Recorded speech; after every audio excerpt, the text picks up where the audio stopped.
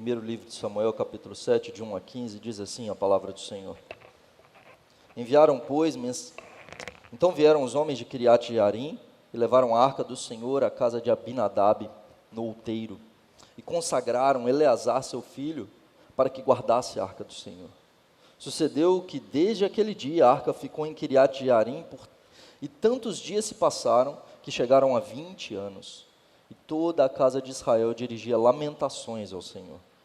Falou Samuel a toda a casa de Israel, dizendo: se é de todo o vosso coração que voltais ao Senhor, tirai dentre vós os deuses estranhos e os astarotes, e preparai o coração ao Senhor, e servi a Ele só, e Ele vos livrará das mãos dos filisteus. Então os filhos de Israel tiraram dentre si os Baalins e os astarotes, e serviram só ao Senhor. Disse mais Samuel: congregai todo Israel em Mispa, e orarei por vós ao Senhor. Congregaram-se em Mispa, tiraram água e a derramaram perante o Senhor. Jejuaram aquele dia e ali disseram: pecamos contra o Senhor. E Samuel julgou os filhos de Israel em Mispa.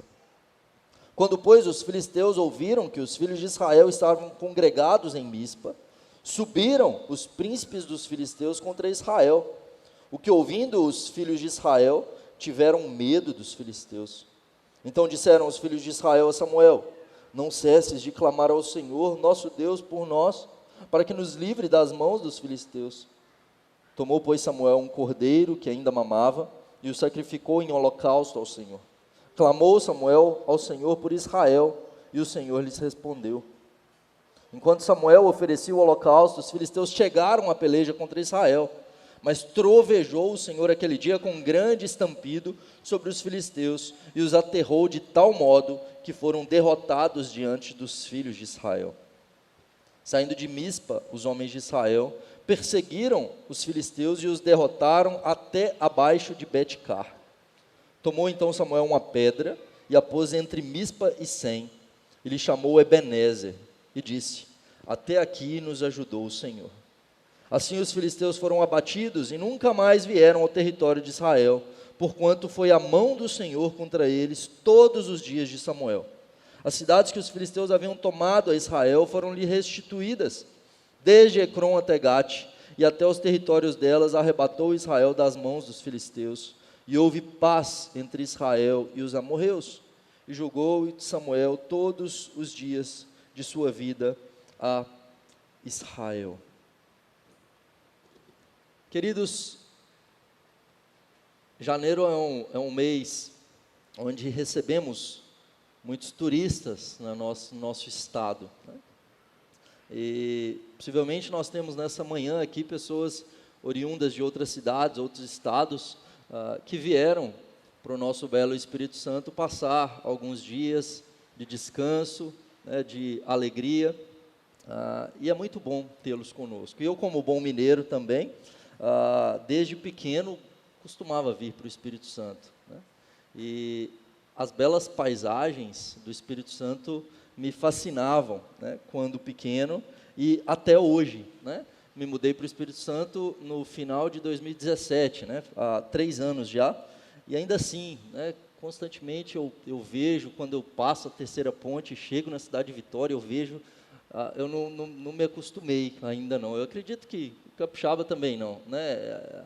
Nós olhamos para a bela criação do Senhor e louvamos ao nosso Deus, como cantamos agora há pouco.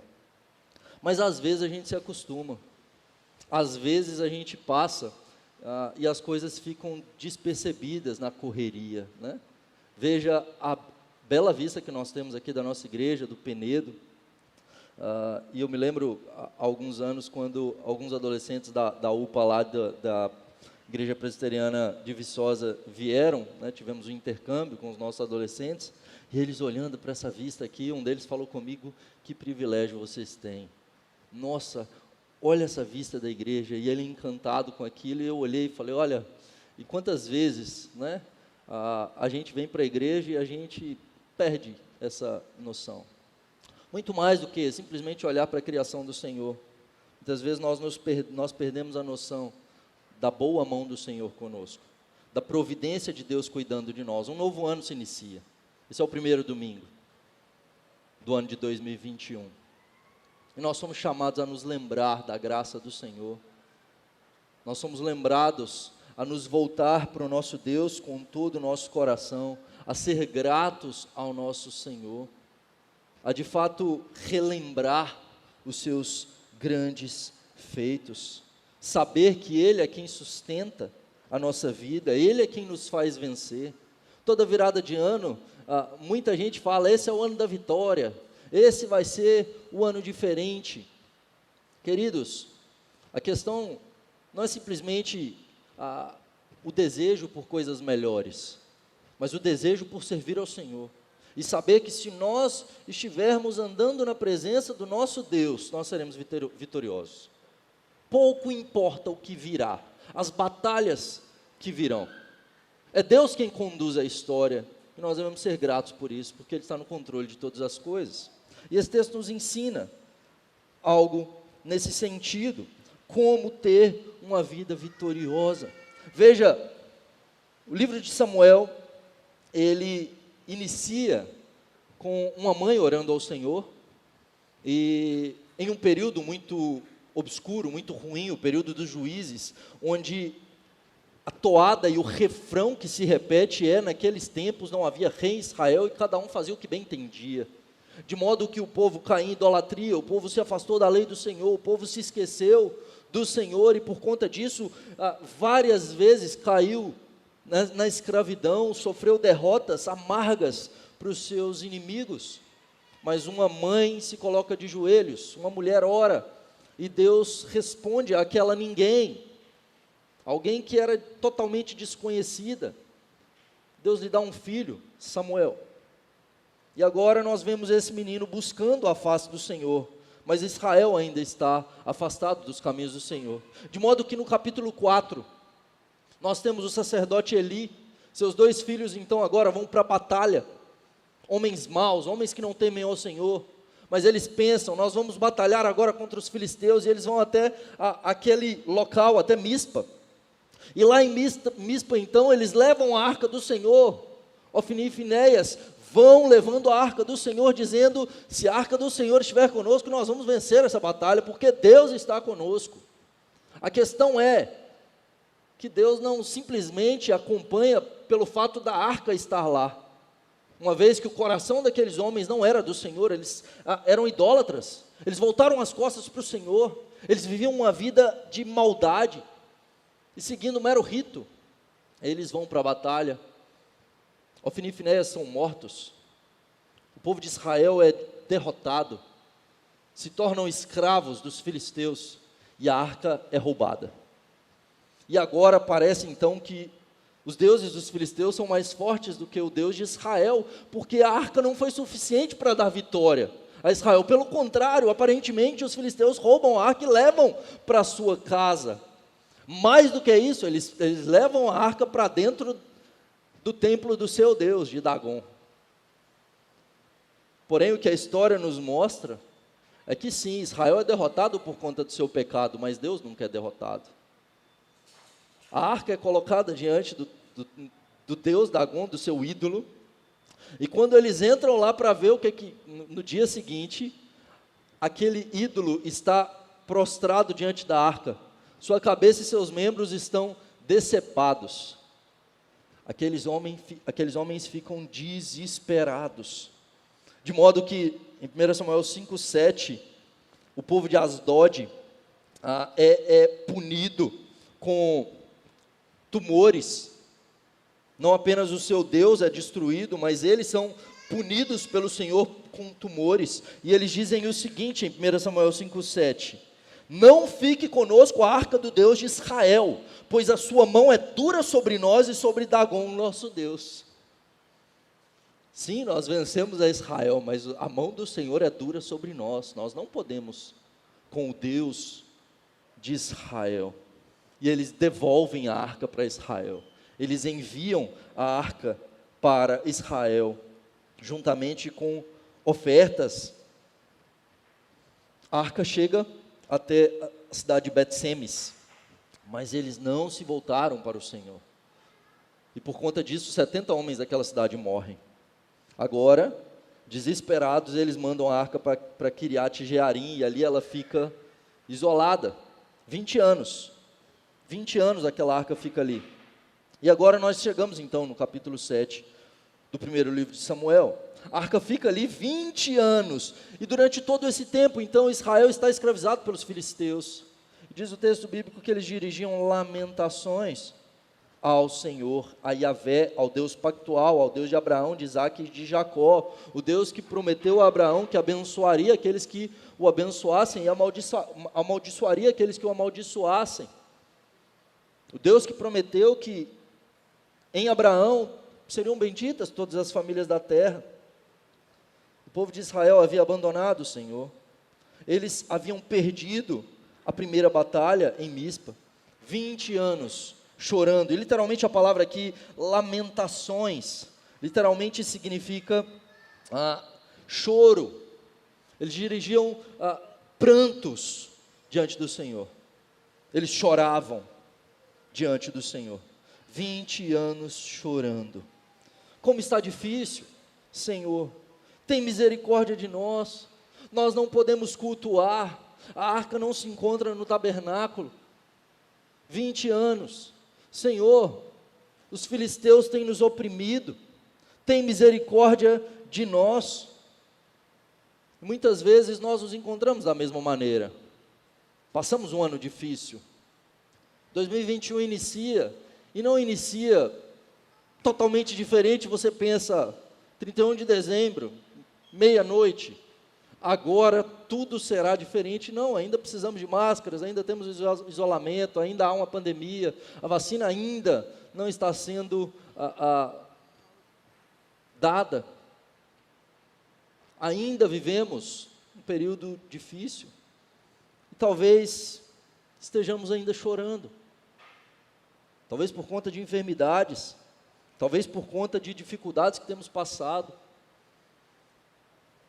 Mas o texto nos diz que Israel chorava diante do Senhor, mas não porque amava o Senhor, não porque o coração deles estava totalmente voltado para o Senhor. O texto bíblico mostra que eles choravam em busca da resolução dos seus problemas. Eles continuavam vivendo na idolatria da mesma maneira. Da mesma maneira, eles continuam afastados do Senhor, e eles buscam o Senhor apenas para que Deus tire o jugo. É isso que acontece tantas vezes no livro de Juízes. Eles buscam ao Senhor, Deus suscita um juiz, eles são libertos e eles voltam para a idolatria. O livro de Oséias nos ensina algo sobre isso, em um texto que muitas vezes é usado como se fosse algo dito de maneira pura, mas não é dito de maneira pura. Que em Oséias 6, do verso 1 até o verso 3, que é dito lá para nós assim, o povo de Israel, uns dizendo para os outros: vinde, voltemos ao Senhor, porque Ele nos despedaçou, mas Ele vai nos sarar, Ele fez a ferida e a ligará. Depois de 2 dias nos revigorará, e ao 3º dia nos levantará e viveremos diante dEle. Conheçamos e prossigamos em conhecer ao Senhor. Como a alva a sua vinda é certa, Ele descerá sobre nós como chuva serôdia que rega a terra. E eles então dizem: nós estamos nos voltando para o Senhor, nos voltemos porque Ele fez a ferida, Ele nos despedaçou, mas Ele vai nos sarar. A resposta do Senhor no versículo 4, logo depois deles dizer: conheçamos e prossigamos, é o seguinte: que te farei, ó Efraim, que te farei, ó Judá, porque o vosso amor é como a nuvem da manhã e como o orvalho da madrugada que cedo passa. Um arrependimento insincero, falso, mentiroso, circunstancial. Se voltam para o Senhor por conta das circunstâncias e não por quem o Senhor é. E às vezes a gente está buscando o Senhor por conta da pandemia. E quando a pandemia acabar, a gente volta à nossa vida distante do Senhor. E talvez a gente busque a face do Senhor por conta de algum problema que nós estejamos vivendo, e nós desejamos uma resposta da parte do Senhor. Deus não é manipulado. Deus não trabalha com barganha. Por conta disso, o povo de Israel continuou sofrendo. Era necessário arrependimento sincero, queridos, para uma vida vitoriosa, que literalmente é uma vida em comunhão com o Senhor. É necessário uma vida de arrependimento. Veja o que Samuel diz ao povo no verso 3. Falou Samuel a toda a casa de Israel, dizendo: se é de todo o vosso coração que voltais ao Senhor, tirai dentre vós os deuses estranhos e os astarotes, e preparai o coração ao Senhor, e servi a Ele só, e Ele vos livrará das mãos dos filisteus. Então os filhos de Israel tiraram dentre si os Baalins e os astarotes, e serviram só ao Senhor. Toda a casa de Israel é congregada. Isso é muito difícil para Israel: unidade, união, comunhão. Israel é um povo dividido. Apesar de nós vermos as 12 tribos, constantemente elas estavam tretando entre si, constantemente divididas. Você vai ver isso durante todo o período dos reis. Somente com Davi, e veja, no final já, não no início, depois de 7 anos, Davi reina durante os 7 primeiros anos do seu reinado, somente sobre Judá. As outras tribos ainda seguem o filho de Saul, e posteriormente então, as tribos são unidas, as tribos agora então se juntam. Mas veja, durante todo o período dos juízes, ainda assim havia divisão. Lembra lá que Sansão julgava Israel? Mas ele era da tribo de Benjamim. Quando ele vai para a tribo de Judá buscar refúgio, porque ele havia matado os filisteus, a tribo de Judá pega Sansão, amarra Sansão e entrega nas mãos dos filisteus. Comunhão. Samuel faz com que eles se unam, que eles estejam unidos perante o Senhor. As divisões, os ciúmes dos anos anteriores devem ser deixados para trás. Perdão, olhar com graça o meu irmão. Em segundo lugar, eles são chamados à confissão dos seus pecados, ao abandono dos seus pecados, ao arrependimento sincero, voltar ao Senhor de todo o vosso coração. Ele está dizendo, vocês precisam buscar o Senhor de todo o vosso coração. Não pode ser pela metade, não pode ser só no domingo, não pode ser uma parte da minha vida perante o Senhor, uma parte da minha vida eu tomo conta, eu resolvo. Não pode. Não existe duas opiniões do cristão, de dizer, como cristão, eu sou contra o aborto, mas como cidadão eu sou a favor. Como é que funciona isso? Deus reina na sua vida na igreja, e fora da igreja então você tem outra conduta, outro pensamento? Como podemos, queridos, estar divididos entre dois pensamentos, entre dois senhores? O povo de Israel estava dessa maneira, e tantas vezes nós estamos assim, de forma dicotômica, dividida, uma mente e um coração dividido. Servimos ao Senhor no domingo, durante a semana vivemos como ateus, tomamos decisões à parte da palavra do Senhor, temos a nossa vida dirigida pelo mundo, pela cosmovisão secular, e não pela Escritura. O que Samuel nos ensina se é de todo o vosso coração, que só o Senhor reine no seu coração, que sua vida esteja perante Ele, toda ela, dirigida, governada por Ele. E mais, destruam os ídolos. Você está dizendo, e eles poderiam dizer, sim, o nosso coração é todo do Senhor, mas na prática não era. Eles ainda tinham os ídolos, os astarotes. Veja, se o Senhor não responder, vai então que Baal responde. Se o Senhor não fizer, vai por um outro caminho. Se Deus não responder afirmativamente, eu busco por outro lado. E muitas vezes as pessoas agem dessa maneira. Falam, não, eu vou na igreja de crente, vou também em qualquer outro caminho. Não, o que importa é buscar a Deus. Não, o que importa é resolver o seu problema. O que importa é acontecer da maneira que você quer. Você não serve a Deus nenhum, você serve a você mesmo. Você não está buscando a Deus, você não se curva diante de Deus. A questão é qual caminho é mais conveniente. Não pode ser assim. Nós não podemos agir por conveniência. O nosso discurso não pode ser moldável ao discurso do mundo. Ah, mas se eu falar isso, eu vou ser cancelado. Ah, mas se eu disser isso, o mundo vai me apedrejar. Que apedreje. Estevão foi apedrejado. Daniel foi lançado na cova dos leões. Misael, Ananias e Azarias são lançados na fornalha de fogo.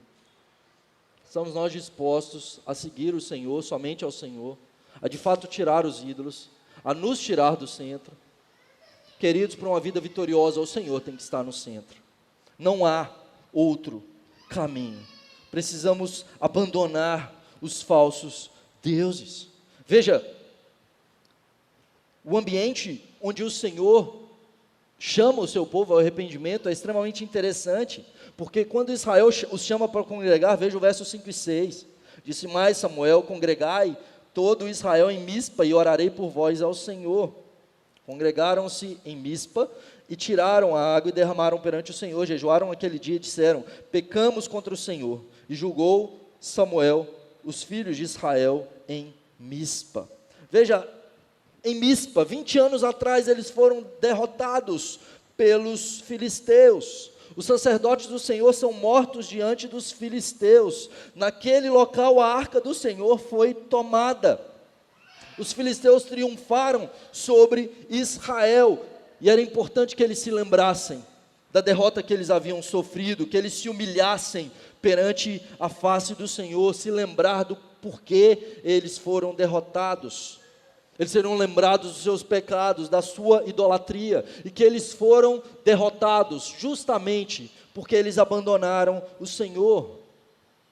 O Senhor não lutou por eles, porque eles voltaram as costas para o Senhor. Se os seus corações não tivessem sido capturados pelo pecado, eles jamais tinham sido capturados pelos filisteus.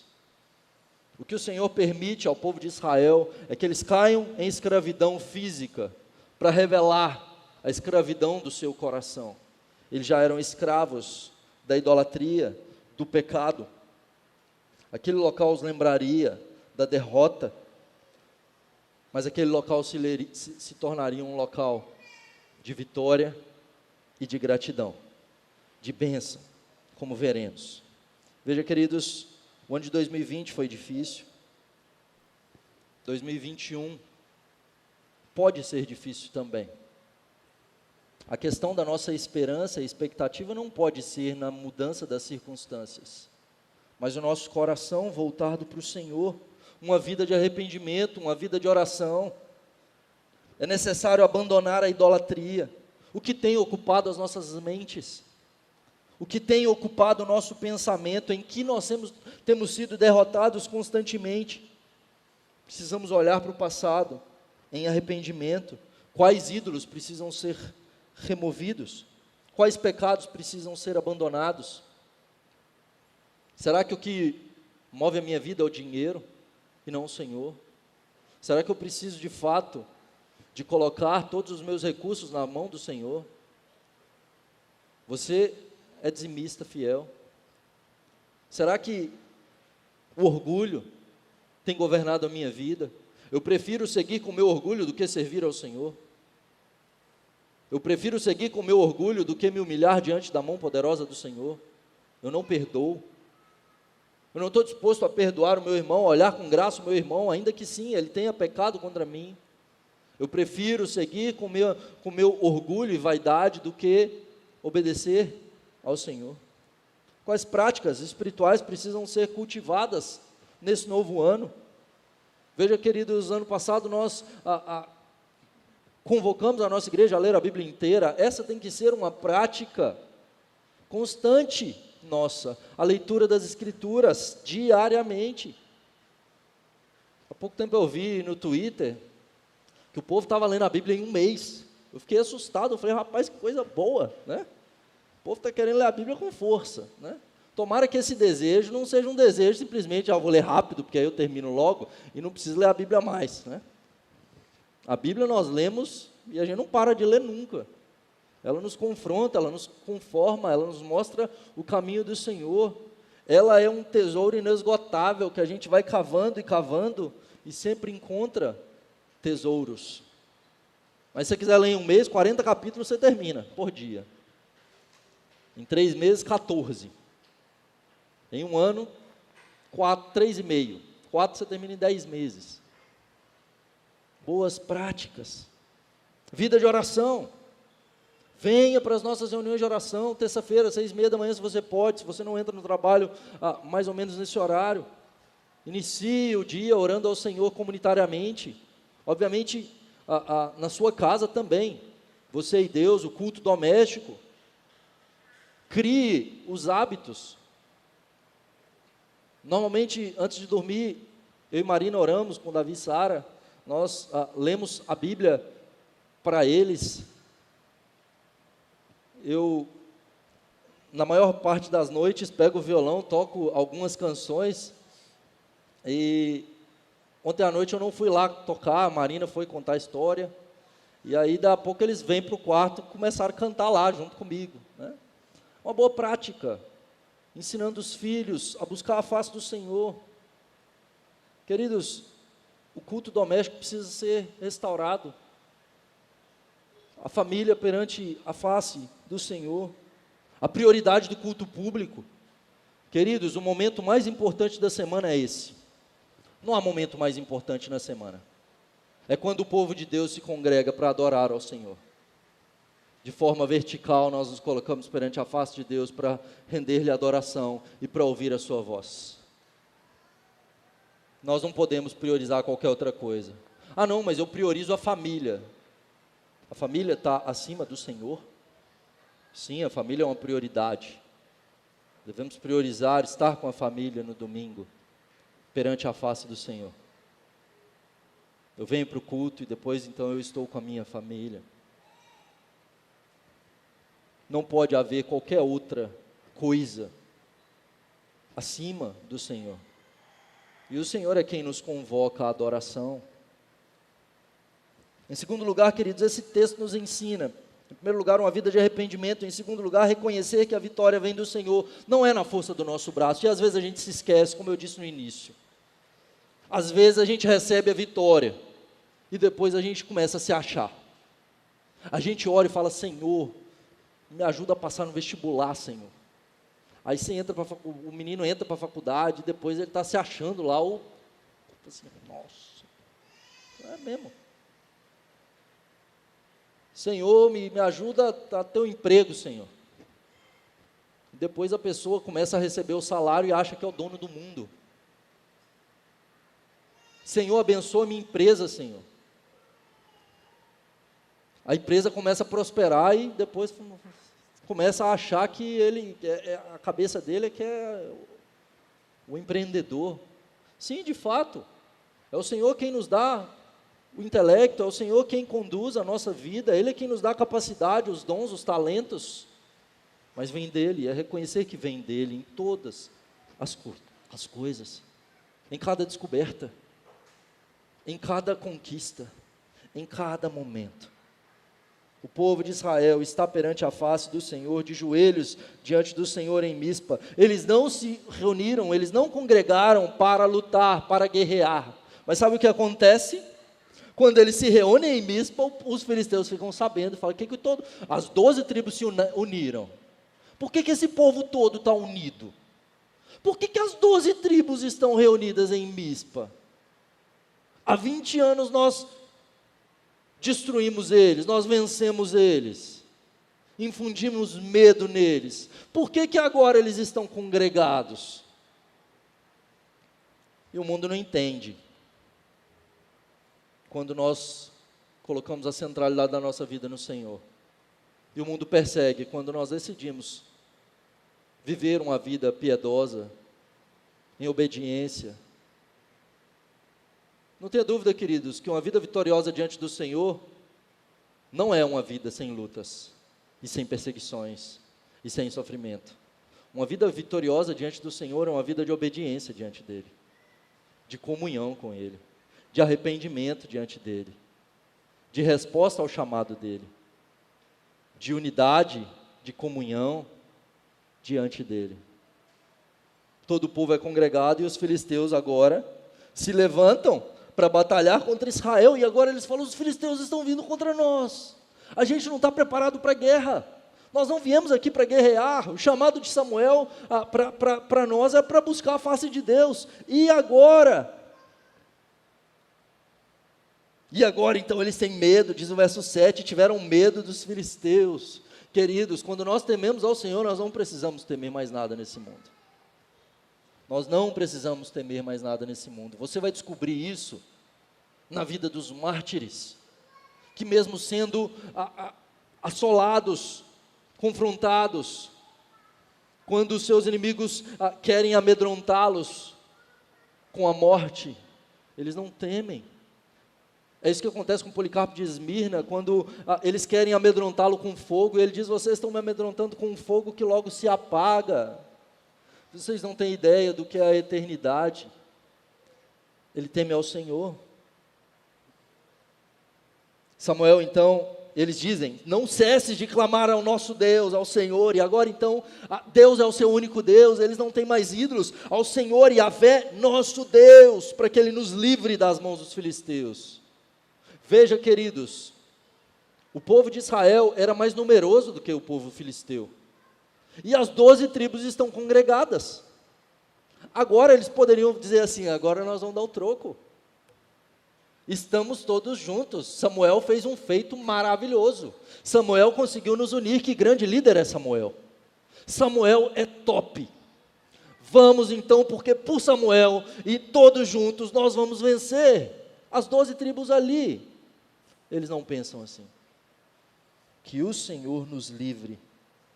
Que o Senhor nos livre. Não é na força do nosso braço, porque nós já perdemos. Nós já perdemos. Nós sabemos o que é lutar por nós.